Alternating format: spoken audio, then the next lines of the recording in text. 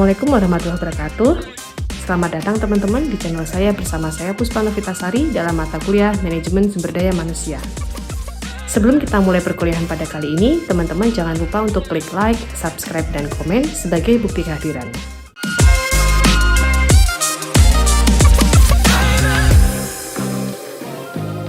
Materi kali ini kita akan membahas pengantar manajemen sumber daya manusia, meliputi definisi, fungsi, aktivitas, peranan, pendekatan, dan perkembangan konsep manajemen sumber daya manusia. Teman-teman silakan menyimak dan bertanya di kolom komentar ya. Tujuan mendasar dalam manajemen adalah efisien dan efektif. Efisien yaitu penggunaan sumber daya secara bijaksana dengan mempertimbangkan biaya yang efektif. Sedangkan efektif yaitu pengambilan keputusan yang tepat dan mengimplementasikannya dengan berhasil. Manajemen SDM pun demikian, yaitu bagaimana mengelola sumber daya manusia secara efektif dan efisien. Fungsi manajemen dapat dijelaskan pada gambar berikut. Fungsi-fungsi manajemen dari proses manajemen yaitu planning, organizing, staffing, leading, dan controlling. Seorang manajer adalah orang yang bertanggung jawab terhadap pencapaian tujuan organisasi melalui manajemen sumber daya manusianya.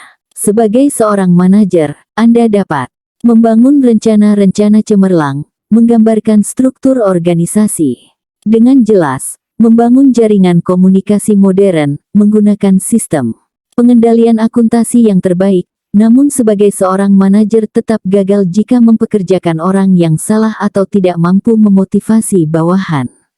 Dengan memfokuskan pada salah satu fungsi manajemen di atas yaitu staffing, pengorganisasian staf, maka selanjutnya kita bisa mendefinisikan apa yang dimaksud dengan manajemen sumber daya manusia. Human Resource Management is utilization of individuals to achieve organizational objectives. Mondi, 2010. Artinya manajemen sumber daya manusia merupakan pemanfaatan para individu guna mencapai sasaran-sasaran organisasi. Human Resource Management is designing management systems to ensure that human talent is used effectively and efficiently to accomplish organizational goals. Mathis dan Jackson, 2010.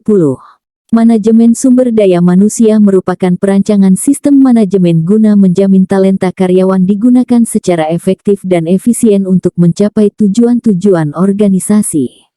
Pernyataan tersebut menyoroti bahwa manajemen sumber daya manusia (SDM) melibatkan perancangan sistem-sistem manajemen yang bertujuan untuk memastikan bahwa talenta atau potensi karyawan digunakan dengan efektif dan efisien untuk mencapai tujuan organisasi. Dalam konteks ini, sistem manajemen mencakup berbagai proses, kebijakan, dan praktik yang dirancang untuk mengelola karyawan dan sumber daya manusia secara keseluruhan. Dengan pendekatan ini, manajemen SDM bertujuan untuk mengoptimalkan kontribusi individu-individu dalam organisasi dengan memastikan bahwa mereka ditempatkan dalam posisi yang sesuai dengan bakat, keterampilan, dan kompetensi mereka. Selain itu, sistem manajemen SDM juga mencakup pengembangan karyawan melalui pelatihan, pembinaan, dan pengembangan karir, serta pengelolaan kinerja dan penghargaan yang adil dan memotivasi. Tujuan akhir dari perancangan sistem manajemen SDM adalah mencapai keselarasan antara kebutuhan organisasi dan kebutuhan individu, sehingga menciptakan lingkungan kerja yang produktif, kolaboratif, dan berorientasi pada pencapaian tujuan bersama. Dengan menggunakan talenta karyawan secara efektif dan efisien, organisasi dapat meningkatkan kinerja, inovasi, dan daya saing mereka di pasar. Dengan demikian, pernyataan tersebut menekankan pentingnya peran strategis manajemen SDM dalam merancang sistem-sistem yang memungkinkan organisasi untuk mengelola dan mengoptimalkan potensi manusia mereka untuk mencapai keunggulan kompetitif dan kesuksesan jangka panjang. Fungsi-fungsi manajemen sumber daya manusia dapat dikategorikan sebagai 1. Penyediaan pengadaan SDM acquiring human resources, dan 2. Pemeliharaan SDM maintaining human resources.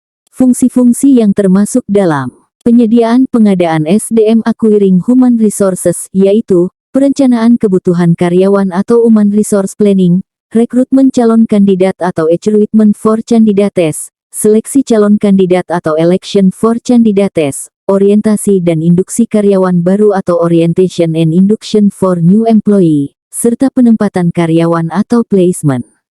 Fungsi-fungsi yang termasuk dalam pemeliharaan SDM atau maintaining human resources yaitu penilaian kinerja karyawan, performance appraisal, pelatihan dan pengembangan, training dan development, kompensasi, manfaat dan layanan, compensation, benefits dan services, karir dan pengembangan, career dan development, dan hubungan karyawan, employee relations. Aktivitas apa saja yang ada dalam fungsi manajemen SDM? 1. Perencanaan SDM, Human Resource Planning, merupakan fungsi manajemen SDM yang dilakukan untuk mengestimasi kebutuhan terhadap ketersediaan kompetensi SDM yang dibutuhkan organisasi di masa depan dalam rangka pencapaian tujuan bisnis organisasi. Perencanaan SDM harus memfokuskan 3 hal, yaitu permintaan, demand, penggunaan, utilization, penawaran, supply SDM. 2. Rekrutmen SDM, recruitment, merupakan fungsi manajemen SDM yang dilakukan untuk mencari, menarik calon kandidat baik yang berasal dari dalam organisasi internal resources maupun luar organisasi external resources yang memiliki kompetensi yang dibutuhkan untuk mengisi formasi-formasi jabatan yang tersedia. 3. Seleksi SDM, selection, merupakan fungsi manajemen SDM yang dilakukan untuk memilih kandidat yang memiliki kompetensi yang dibutuhkan untuk mengisi formasi-formasi jabatan yang tersedia. 4. Orientasi induksi, orientation induction, merupakan fungsi manajemen SDM yang dilakukan untuk mengenalkan kepada karyawan baru tentang profil organisasi, peraturan-peraturan organisasi, fasilitas yang tersedia, hubungan kerja secara hierarkis, budaya organisasi, dan uraian tugas yang harus dikerjakan, job description. 5. Penempatan placement, merupakan fungsi manajemen SDM yang dilakukan untuk menempatkan karyawan pada posisi jabatan tertentu dalam struktur organisasi untuk melaksanakan uraian pekerjaan, job description, pada posisi tersebut. 6. Pelatihan dan pengembangan, training dan development, merupakan fungsi manajemen SDM yang dilakukan untuk meningkatkan kompetensi karyawan dalam pekerjaannya agar mampu bekerja lebih efektif dan efisien yang meliputi peningkatan pengetahuan terhadap pekerjaannya, perluasan wawasan melalui pengetahuan baru, peningkatan motivasi kerja, dan pembentukan sikap kerja. 7. Penilaian kinerja, performance appraisal, performance management, merupakan fungsi manajemen SDM yang dilakukan untuk mengevaluasi kinerja karyawan dalam pelaksanaan pekerjaannya yang dibandingkan terhadap standar kinerja yang ditetapkan oleh organisasi secara periodik guna memperoleh umpan balik feedback bagi manajemen organisasi dalam mengambil keputusan terkait penggajian, mutasi dan promosi, pelatihan, pemberian sanksi, hukuman, pemutusan hubungan kerja, dan lain sebagainya. 8. Kompensasi compensation, merupakan fungsi manajemen SDM yang dilakukan untuk memberikan penghargaan, balas jasa kepada karyawan atas pekerjaan yang telah dilakukannya. Penghargaan, balas jasa tersebut dapat berupa 1. Kompensasi finansial seperti upah gaji, insentif bonus, dan tunjangan. 2. Kompensasi non-finansial seperti fasilitas kendaraan antar jemput, ruangan berak, fasilitas telepon dan fax, dan fasilitas ibadah. 9. Karir dan pengembangan, career dan development, merupakan fungsi manajemen SDM yang dilakukan untuk memposisikan karyawan pada formasi-formasi jabatan yang ada dalam organisasi baik pada posisi struktural maupun fungsional serta memberikan pengembangan pengetahuan untuk menduduki posisi yang baru atau lebih tinggi. 10. Hubungan karyawan employee relations merupakan fungsi manajemen SDM yang dilakukan untuk mengatur hubungan kerja antara perusahaan dengan karyawan dan juga antar karyawan dengan hubungan kerja yang harmonis. diharapkan mampu menciptakan kondisi lingkungan kerja yang kondusif. Peranan manajemen SDM terbagi menjadi 3 yaitu peran administrasi, peran operasi, dan peran strategi. Fokus peran administrasi pada proses administrasi dan penyimpanan data, fokus peran operasi adalah pendukung kegiatan operasional, sedangkan fokus peran strategi terkait dengan organisasi global secara keseluruhan. Dalam hal waktu penyelesaian, tugas peran administrasi diselesaikan dalam jangka pendek atau kurang dari 1 tahun, tugas peran operasi diselesaikan dalam jangka menengah, dan tugas peran strategi diselesaikan dalam jangka panjang. Dari sisi jenis kegiatan, peran administrasi mengerjakan pekerjaan bersifat administratif, seperti administrasi manfaat tenaga kerja, menjalankan orientasi tenaga kerja baru, dan lain-lain. Jenis kegiatan peran operasi bersifat operasional atau teknis, sedangkan kegiatan peran strategi berkaitan dengan kegiatan dalam bidang perencanaan strategi perusahaan. Pendekatan-pendekatan manajemen SDM diperlukan untuk memberikan pemahaman yang benar terhadap konsep manajemen SDM khususnya bagi para pelaku manajemen SDM dalam menjalankan berbagai aktivitasnya. Sebagaimana digambarkan pada gambar di atas, pendekatan dalam manajemen SDM terdiri atas pendekatan kompetensi dan pendekatan modal insani. Pendekatan yang pertama adalah kompetensi-based human resources management atau pendekatan kompetensi. Kompetensi merupakan sekumpulan sifat atau atributes, pengetahuan atau knowledge, keahlian atau skill, kemampuan atau ability, dan karakteristik lainnya yang memiliki kontribusi terhadap keberhasilan pencapaian kinerja pekerjaan. Konsep ini didasarkan pada penciptaan kinerja terbaik yang diharapkan melalui pengintegrasian ukuran-ukuran kinerja organisasi dengan ukuran-ukuran kinerja individu melalui berbagai aktivitas nyata kompetensi inti dari seluruh fungsi manajemen SDM untuk meningkatkan kualitas dan produktivitas outcomes. 2 tipe kompetensi yaitu 1. Kompetensi perilaku, behavioral kompetensi, perilaku, behaviors. Pengetahuan, knowledge, keahlian, skills, kemampuan, abilities, dan karakteristik lainnya other characteristics yang memiliki kontribusi terhadap keberhasilan individu dalam organisasi. 2. Kompetensi teknis, technical kompetensi, pengetahuan dan keahlian khusus. Specific knowledge and skills yang dibutuhkan untuk mampu melaksanakan pekerjaan seseorang secara efektif. Sistem manajemen SDM berbasis kompetensi meliputi 6 hal, yaitu 1. Perencanaan strategis, yaitu mengimplementasikan visi, misi, dan tujuan organisasi pada perilaku yang diharapkan dari setiap individu dalam organisasi. 2. Perencanaan kondisi tempat kerja, yaitu menghubungkan kompetensi-kompetensi dengan visi, misi, dan tujuan organisasi. Menilai dan memonitor kesenjangan antara tuntutan keahlian dan kompetensi. Mengidentifikasi tempat pelatihan terbaik yang tersedia. Menentukan kompetensi apa yang dibutuhkan saat ini dan masa depan. 3. Rekrutmen dan seleksi, yaitu menjamin proses wawancara yang sistematis. Memberikan gambaran persyaratan yang dibutuhkan dalam melaksanakan pekerjaan secara lengkap. Meningkatkan kemungkinan mempekerjakan orang yang tepat yang dapat memberikan kemajuan bagi organisasi. Mampu menyeleksi lamaran kerja secara 4. Perencanaan SDM dan kepemimpinan, yaitu mengklarifikasi karakteristik yang dibutuhkan untuk menduduki posisi yang diinginkan. Memfokuskan kepada rencana pelatihan dan pengembangan untuk memenuhi kesenjangan kompetensi. Mencapai target investasi organisasi baik waktu maupun dana guna tujuan pengembangan. Menetapkan metode untuk menilai kesiapan implementasi aturan. 5. Karir dan pengembangan, yaitu menetapkan tahapan-tahapan yang dilalui karyawan dalam jenjang karirnya. Merencanakan pelatihan sebagai metode pengembangan kompetensi dan keahlian. 6. Manajemen kinerja, yaitu secara konsisten menetapkan kinerja yang diharapkan dan pengukuran yang dilakukan.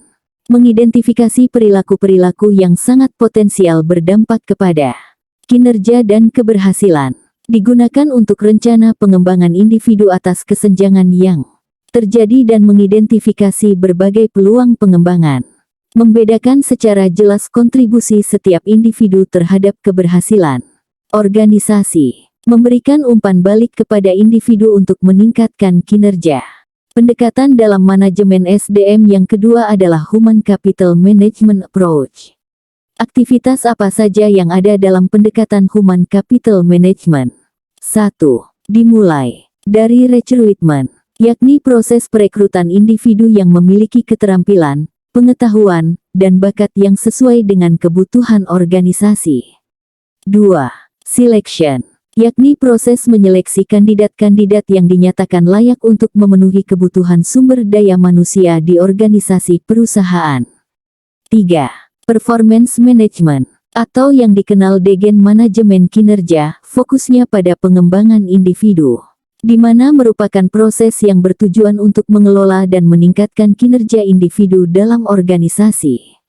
Ini melibatkan penetapan tujuan yang jelas, pemantauan kinerja secara teratur, memberikan umpan balik konstruktif, mengidentifikasi kebutuhan pengembangan, dan memberikan penghargaan atau sanksi sesuai dengan pencapaian kinerja. 4. Human Asset Profiles, yakni memetakan profil masing-masing karyawan berdasarkan kinerja yang telah diketahui melalui performance management dalam proses sebelumnya. 5. Career Development Plans, karyawan yang telah ditempatkan perlu untuk dipelihara dengan baik. Salah satu caranya adalah dengan membuat perencanaan pengembangan karir karyawan. 6. Coaching dan mentoring, pelatihan dan pembimbingan. Dalam pendekatan Human Capital Management (HCM) yang berpusat pada nilai-nilai inti, kompetensi inti, dan peningkatan kinerja, coaching dan mentoring memiliki peran kunci. A.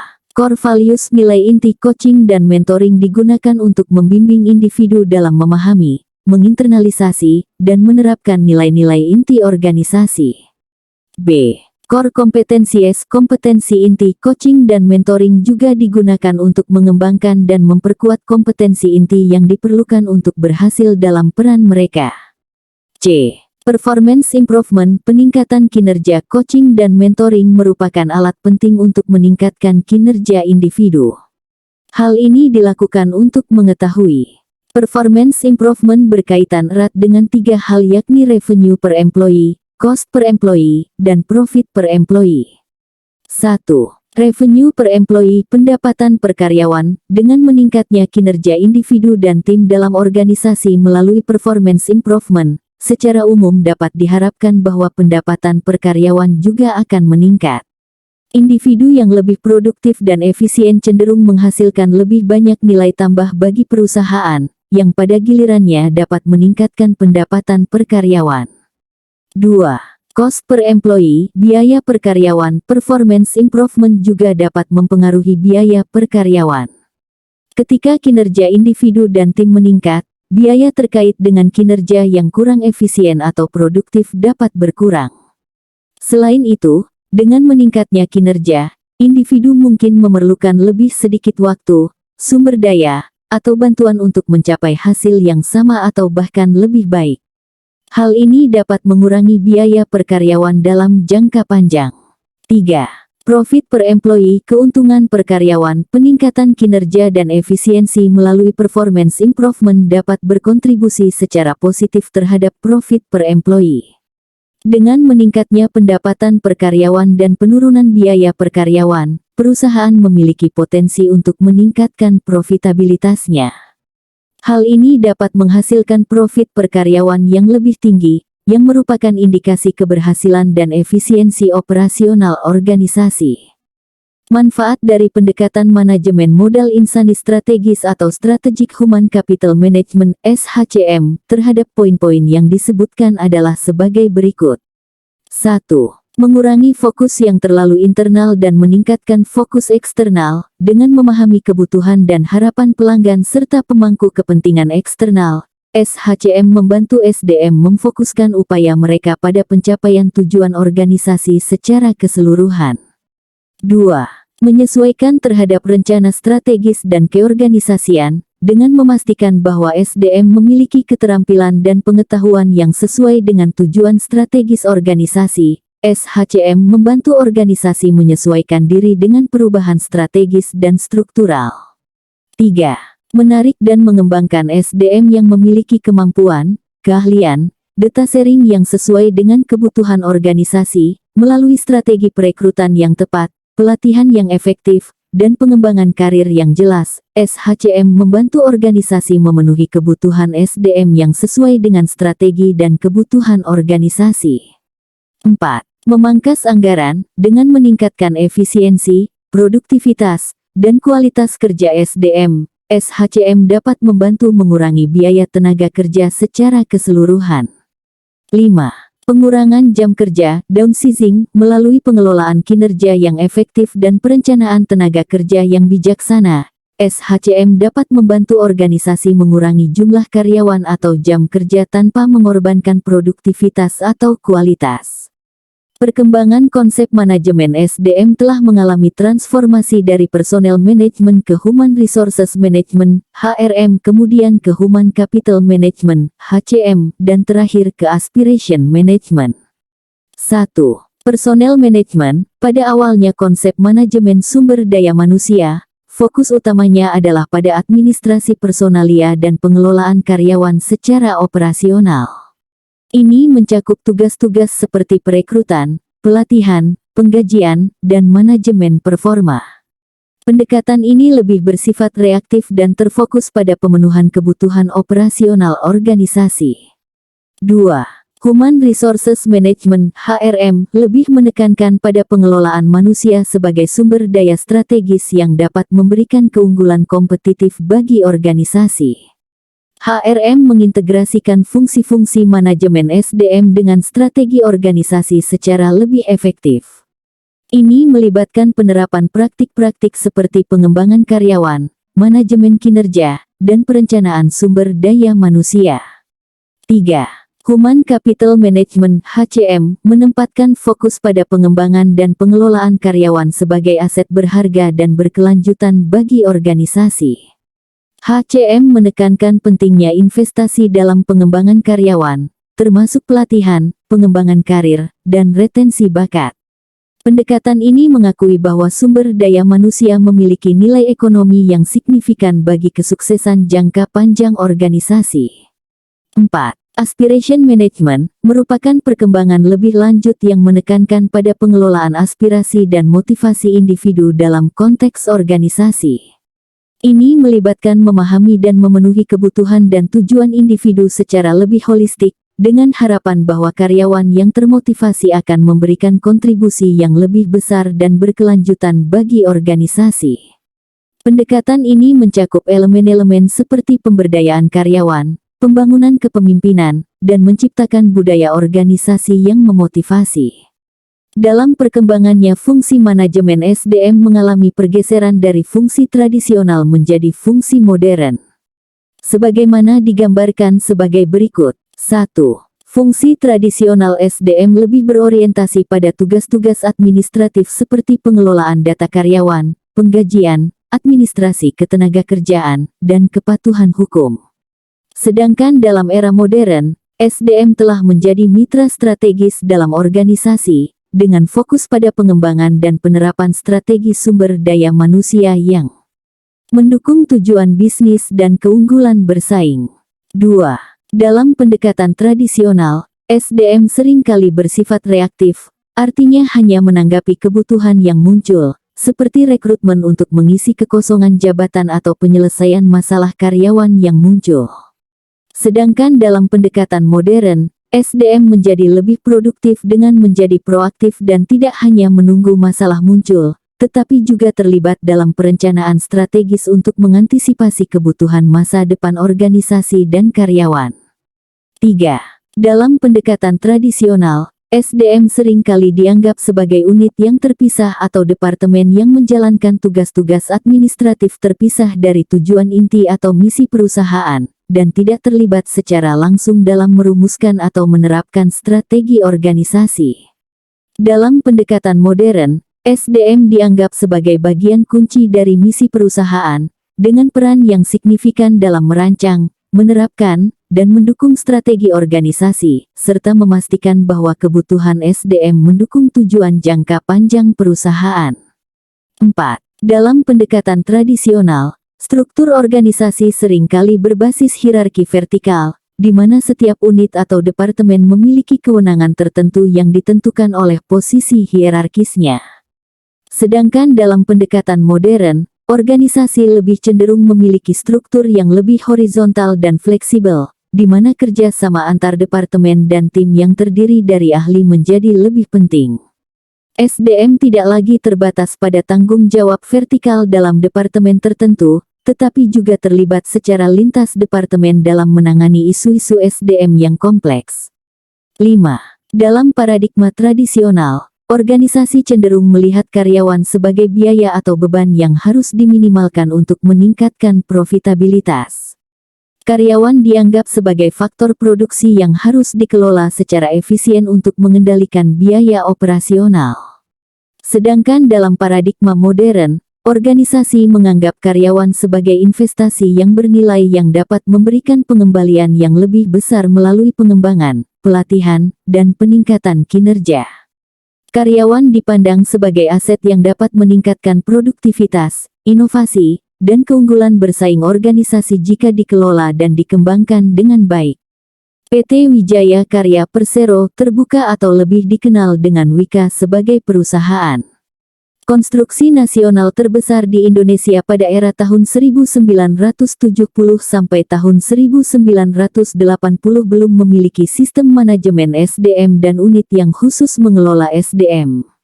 Sejak dekade 1980-an Wika mulai menuju sistem pengelolaan SDM yang profesional dan modern dengan mulai membentuk unit personalia. Memasuki era 1990-an dirasakan peran unit personalia dianggap semakin strategis. Pada tahun 1992 unit personalia bertransformasi menjadi unit Human Resource Development (HRD).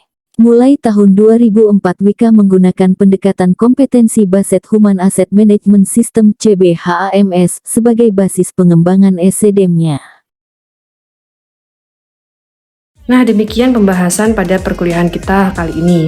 Semoga menambah wawasan dan pengetahuan teman-teman semua. Kita ketemu lagi di lain kesempatan. Terima kasih. Assalamualaikum warahmatullahi wabarakatuh.